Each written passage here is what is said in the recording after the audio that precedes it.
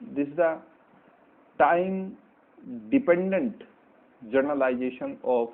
Coulomb's law. Okay, so this is the time dependent generalization of Coulomb's law. And Coulomb's law को जब हम study करते हैं,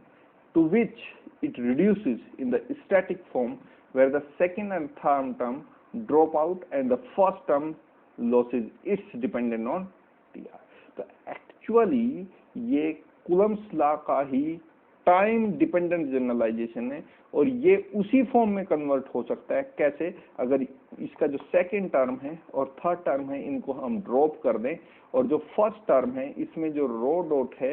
इसका हम टाइम डिपेंडेंस वाला जो पार्ट है उसको ड्रॉप करते हैं। तो actually this is the time dependent generalization of Coulomb's law, जहां से फिर हम इलेक्ट्रिक फील्ड की वैल्यू फाइंड आउट करते हैं। तो जो जेफीमैनको इक्वेशंस का टारगेट था, जो ऑब्जेक्ट था, वो आपको ये दिखाना था कि केवल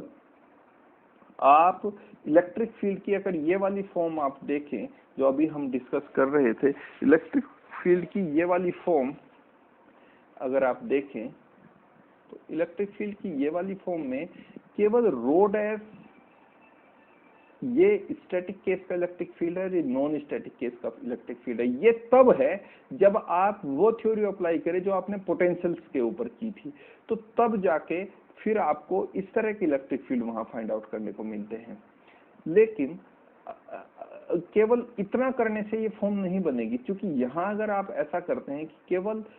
इस स्टैटिक केस को टाइम डिपेंडेंट पार्ट में लिखते हैं, यानी स्टैटिक केस को नॉन स्टैटिक केस में लिखते हैं, और रो को चेंज कर देते हैं, केवल पोजीशन जो यहाँ डिपेंड कर रहा था स्टैटिक केस में, जो चार्ज डेंसिटी केवल पोजीशन पे डिपेंड कर रही थी, यहाँ जो नॉन स्टैटिक केस में वही चार्ज डेंसिटी आप लिखेंगे तो वो पोजीशन और time, that is the retarded time, दोनों पे डिपेंड करती है। फिर भी ये जो पूरा का पूरा लिखने का तरीका है, यहाँ आपको केवल रो डैश मिलता है। यानी नॉन स्टैटिक केस में जो इलेक्ट्रिक फील्ड है वो केवल रो को टाइम डिपेंडेंट बना देता है, बाकी कुछ परिवर्तन नहीं करता। लेकिन अगर इस फॉर्म को आप देखें,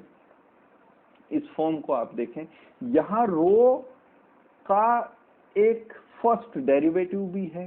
रो का टाइम डिपेंडेंट पार्ट भी है, और साथ ही साथ करंट डेंसिटी वाला फॉर्म भी है। तो एक्चुअली जो कंसेप्ट हम पोटेंशियल्स के लिए अप्लाई करते हैं वो डायरेक्टली हम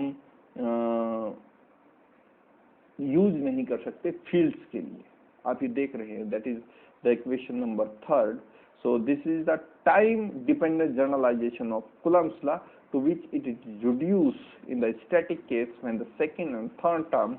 drops out and the first term loses its dependence on TR. So that is the electric field, the form of electric field given by the equation number 3rd. Okay, so now move forward to the form of magnetic field. और यही concept फिर से हमें magnetic field के बारे में भी देखने को मिलेगा कि मैग्नेटिक फील्ड का जो फॉर्म है वो एक्चुअली बिल्कुल वैसा नहीं होता जैसा हम पोटेंशियल्स या मैग्नेटिक वेक्टर पोटेंशियल्स को आराम से लिख देते हैं। सो देखिए, आपको ये पता है कि मैग्नेटिक फील्ड का जो वैल्यू है वो आपको देगा डेल क्रॉस ए। अब डेल क्रॉस ए को अगर आपको फाइंड आउट करना है, एक्चुअली कर्ल फाइंड आउट करना है आपको किसका? मैग्नेटिक वेक्टर पोटेंशियल का। और मैग्नेटिक वेक्टर पोटेंशियल की जो वैल्यू है वो आपको देती है इक्वेशन नंबर 1st का second part, and that is equals to the vector A is equals to mu naught over 4 pi integration of volume current density over an infinitesimal volume. Okay, तो आपको क्या करना है कि यहाँ डेल क्रॉस ए की value find out करनी है। डेल क्रॉस ए की वैल्यू फाइंड आउट करने का मतलब ये है कि मैं यहाँ ए का वो वाला वेक्टर फॉर्म जो मुझे इक्वेशन नंबर 1st का सेकंड पार्ट देता है वो यहाँ लिख सकता हूँ, that is equals to mu naught over 4 pi integration J over R D tau dash, या फिर मैं लिख सकता हूँ डेल का जो ऑपरेशन होगा ये वेक्टर ढूंढेगा। डेल क्या है? अपना वेक्टर फॉर्म का है, क्रॉस हो रहा है तो क्रॉस हमेशा वेक्टर के ही साथ होगा, और वेक्टर यहाँ मेरे पास 2 हैं, जे है और आर है। तो मैं जो डेल है वो वेक्टर को ढूंढेगा तो म्यू नॉट ओवर 4 पाई रह जाएगा, जो का तू बाहर इंटीग्रेशन होगा del cross J vector J over R and T dot S. तो अब फिर से मुझे डेल का ऑपरेशन यहाँ फाइंड आउट करना पड़ेगा, और डेल का ऑपरेशन कुछ इस तरह से मैं लिख सकता हूँ, that is 1 over R cap, del का ऑपरेशन जे के साथ माइनस का sign J as it is, और डेल का ऑपरेशन होगा आर के ऊपर and D tau dash is this is the equation number 4। अब देखिए, अगर इक्वेशन नंबर 4 को मैं सोल्व करना चाहता हूँ, जो मेरे को क्या देगा, ये वैल्यू अगर मैं सोल्व कर पाता हूँ तो ये वैल्यू ही मुझे क्या देगी, डेल क्रॉस ए का वैल्यू देगा। तो इसको सोल्व करने के लिए मेरे को डेल क्रॉस जे का वैल्यू चाहिए, और दूसरा डेल का ऑपरेशन है आर के ऊपर। ये मैं ऐसा पहले भी कर चुका हूँ, तो इसके साथ मुझे ज्यादा परेशानी नहीं है। मैं अभी जो मेरा फोकस है वो है डेल क्रॉस जे को कैलकुलेट करना। तो डेल क्रॉस जे को आप कैसे कैलकुलेट करेंगे, देखिए, डेल क्रॉस जे का केवल मैं एक्स कंपोनेंट के ऊपर कंसंट्रेट कर रहा हूँ, बाद में मैं इसका जर्नलाइजेशन करके पूरे के पूरे जो जर्नलाइज फॉर्म है डेल क्रॉस जे का वो मैं फाइंड आउट कर सकता हूँ। फिलहाल जो मेरा कंसंट्रेशन है वो केवल डेल क्रॉस जे के एक्स कंपोनेंट के ऊपर है, और ऐसा केवल एक्स कंपोनेंट के साथ नहीं, आप किसी भी कंपोनेंट के साथ कर सकते हैं, लेकिन मैं 3 टर्म लिखने से बच रहा हूँ, इसलिए मैं केवल एक्स कंपोनेंट के ऊपर ही कंसंट्रेट कर रहा हूं। तो डेल क्रॉस जे को आप कैसे लिख सकती है, इस फॉर्म में लिख सकते हैं, that is the vector of determinant of vector I J K and del over del X, del over del Y, del over del Z and the component of volume current density J X J Y J Z. और चूंकि मुझे x component चाहिए इसका, तो मैं इसको express करूं अगर, तो मैं कुछ इस तरह से इसको एक्सप्रेस करना चाहता हूं, और मैं इंटरेस्टेड हूं केवल इसके एक्स कंपोनेंट में, और जो एक्स कंपोनेंट मुझे देगा वो देगा जो आई का या आई कैप का जो कोफिशिएंट है वो मुझे इसका एक्स कंपोनेंट देगा, that is del J Z over del Y minus del J Y over del Z, that is the X component of del cross J. So the X component of del cross J का जो X component होगा वो होगा del J Z over del Y minus del J Y over del Z, और del पहले में del J Z over del Y को solve करने की कोशिश करते हैं। So del over del Y of J Z, and J Z function है आर और टी आर का। अब देखिए, आर और टी आर का फंक्शन है, और मैं इसको डेल ओवर डेल वाई के रेस्पेक्ट में डिफरेंशिएट करता हूं, तो जब जे जेड का पोजीशन के रेस्पेक्ट में डिफरेंशिएशन होगा तो मुझे देगा जे जेड डॉट, और डेल ओवर डेल वाई का, वैसे तो del over del Y position का ऑपरेटर है और ये टाइम है, तो ये 0 दे देना चाहिए, लेकिन इम्प्लिसिटली जो रिटार्डेड टाइम है पोजीशन पे भी डिपेंड करता है, हम ये पहले भी स्टडी कर चुके हैं। तो del over del Y of T R is J Z as it is रहा, del over del Y T R की हमने वैल्यू पुट की, T minus R by C, T के ऊपर ऑपरेशन होगा 0 देगा, आर बाई सी के ऊपर ऑपरेशन होगा तो मुझे देगा माइनस साइन, यहाँ ये आया 1 ओवर सी यहाँ से आया, और डेल ओवर डेल वाई का ऑपरेशन होगा आर के ऊपर, तो del over del R over del Y. So जो पूरा का पूरा कंसेप्ट है वो ये है कि ये जो फैक्टर है del J Z over del Y, ये एक्चुअली मुझे छोड़ता है इस रिजल्ट के साथ -1 by C J Z del R over del Y. फिर से रिपीट कर देता हूं, देखिए, del J Z over del Y आपको यहां से इसका पार्शियल डिफरेंशिएशन यानी जे जेड का पार्शियल डिफरेंशिएशन फाइंड आउट करना है विद रेस्पेक्ट टू वाई। अब आपको ये पता है कि जो जे जेड है ये आर डैश का फंक्शन है, यानी पोजीशन का फंक्शन, और पोजीशन कहाँ की पोजीशन, सोर्स पॉइंट की पोजीशन, और टी आर का फंक्शन है। तो जब del over del Y position का ऑपरेटर है तो जे जेड के ऊपर ऑपरेट होगा, क्योंकि जे जेड के पास पोजीशन भी है और टाइम भी है, तो जे जेड के ऊपर ऑपरेट होगा तो मुझे देगा जे जेड डॉट, एक बार डिफरेंशिएशन, फिर ये del over del Y operate होगा टी आर के ऊपर। वैसे तो ये टाइम का ऑपरेटर नहीं है तो इसको 0 दे देना चाहिए था, लेकिन इम्प्लिसिटली जो डॉटेड टाइम है वो t माइनस आर बाई सी के ऊपर डिपेंड करता है, यानी यहाँ भी पोजीशन का फैक्टर है। तो डेल ओवर डेल वाई का जब ऑपरेशन हुआ t के ऊपर तो इसने 0 कर दिया इसे, एंड डेल वाई का ऑपरेशन जब हुआ माइनस आर बाई सी के ऊपर तो इसने दिया माइनस साइन, यहाँ से आया 1 बाई सी यहाँ से आया, और r के ऊपर जब डेल ओवर डेल वाई ने ऑपरेट किया तो मुझे दिया del over del R over del Y. और ये पूरे फैक्टर को अगर मैं लिखना चाहता हूं तो minus sign 1 by C J Z dot del R over del Y. Actually del J Z over del Y मुझे देता है -1/c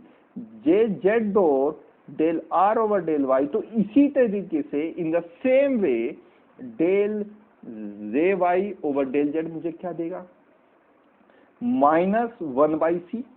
क्योंकि यहाँ जे वाई है तो J Y dot and del R over del Z. ये देखिए del J Y over del Z is equals to -1/c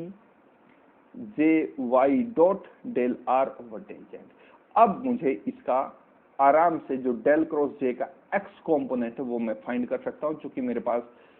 ये वैल्यू भी है डेल जे जेड, जो मुझे डेल क्रॉस जे का जो एक्स कॉम्पोनेंट देगा वो इस टर्म में से मैं इस टर्म को अगर सब्ट्रैक्ट करूं तो इस टर्म का वैल्यू जो है वो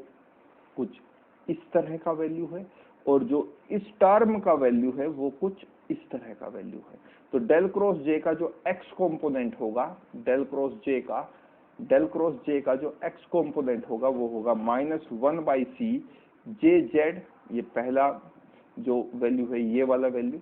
ये मैंने यहाँ पुट किया, और दूसरा वैल्यू चूंकि माइनस के साथ है और माइनस यहाँ भी है तो ये माइनस और ये माइनस हो गया प्लस, और ये वाली टर्म मुझे यहाँ पुट अप कर दी, यानी ये वाला रिजल्ट यहाँ पुट किया और ये वाला रिजल्ट मैंने यहाँ पुट किया। तो कुछ इस तरह का फॉर्म मुझे मिला, that is -1/c -1/c J Z dot del R over del Y plus 1/c J Y dot del R over del Z. यहाँ से मैं -1/c कॉमन ले सकते हैं, तो -1/c हमने कॉमन लिया, यहाँ बचा हमारे पास J Z dot del over del Y plus ये माइनस की वजह से माइनस हुआ J Y dot del R over del Z. और एक्चुअली ये जो फैक्टर लिखा है ये है क्या, 1/c, एक माइनस को एब्जॉर्ब अगर ये कर ले तो J dot cross del cross R लिखा हुआ है और ये इसका एक्स कॉम्पोनेंट है। तो एक्चुअली जो डेल क्रॉस जे का एक्स कॉम्पोनेंट है वो मुझे इसके साथ छोड़ता है। अब मैं इसका जनरलाइजेशन करूंगा और जनरलाइजेशन के थ्रू जो मुझे नया फैक्टर मिलेगा उसको यहाँ लिखेंगे। तो देखिए अब मैं सेकंड के ऊपर बात करता हूं, जो सेकंड डेल ऑपरेटर है, del R is give me R cap. तो डेल क्रॉस जे का जो एक्स कॉम्पोनेंट है, डेल क्रॉस जे का जो एक्स कॉम्पोनेंट है वो मुझे देता है 1/c vector J dot vector cross R का एक्स कॉम्पोनेंट। अब इसका जनरल फॉर्म लिखना है ठीक इसी तरह से, तो इसका जो जनरल फॉर्म होगा 1/c, क्योंकि यहाँ एक्स कॉम्पोनेंट है तो यहाँ एक्स कॉम्पोनेंट है। जनरल फॉर्म यहाँ भी एक्स कॉम्पोनेंट, यहाँ भी एक्स। जब जनरल फॉर्म लिखेंगे तो y के लिए भी ऐसे लिखेंगे, del cross J Y 1/c J dot vector cross R Y. फिर z के लिए यही टर्म लिखेंगे, del cross J Z equals to 1/c J dot vector cross R Z. और जब मैं तीनों को इनको ऐड करूंगा और इसका जर्नलाइज करेंगे तो इसको जनरल फॉर्म जो आएगा del cross J equals to 1/c J dot vector cross R. तो डेल क्रॉस जे का वैल्यू मेरे पास आया 1/c